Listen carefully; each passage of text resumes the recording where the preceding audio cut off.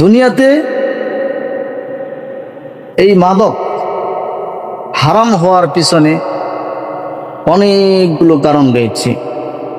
তার মধ্যে সামাজিক অনাচার থেকে মানুষকে বাঁচানোর জন্য, সামাজিক বিপর্যয় থেকে মানুষকে রক্ষা করার জন্য আল্লাহ মদকে হারাম করেছেন।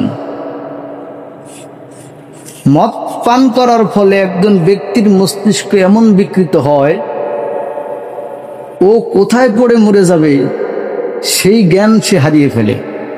এজন্য দেখবেন মদ পান করতে করতে পানিতে পড়ে মরে যায় না? মদ পান করে মানুষ পানিতে পড়ে মরে গেছে, ও বোঝেই নাই যে ওইটার মধ্যে পড়ে গেলে ও মরে যাবে।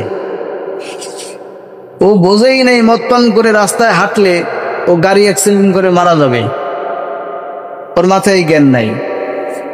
মদ পান করে ও ওর মায়ের কাছে গেল না তার স্ত্রীর কাছে গেল, এই জ্ঞান ওর কাছে নাই। এই যে সামাজিক বিপর্যয়, মদ পান করার ফলে ও তার বাবাকে কি বলবে, শালা বলবে না দুলাভাই বলবে, এই জ্ঞানটা পর্যন্ত হারিয়ে ফেলে। আল্লাহ রাব্বুল আলামিন পবিত্র কালামে বলেন, ইয়াসআলুনাকা আনিল খামরি ওয়াল মাইসির, হে নবী আপনাকে তারা জিজ্ঞেস করে মদ এবং জুয়া সম্পর্কে, আপনি তাদেরকে বলে দেন ইসমুন কাবীরুন ওয়া মানাফিউ লিন-নাস,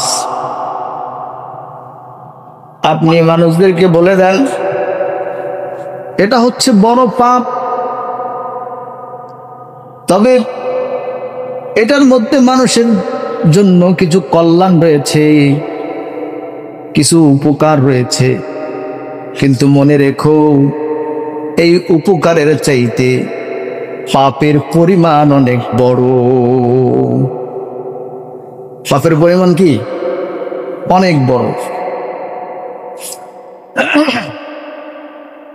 এটা ছিল মদ হারামের প্রাথমিক স্তর। মদকে হারাম করা হয়েছে তিনটি স্তরে। কয়টি স্তরে? তিনটি স্তরে। এটা ছিল প্রথম স্তর।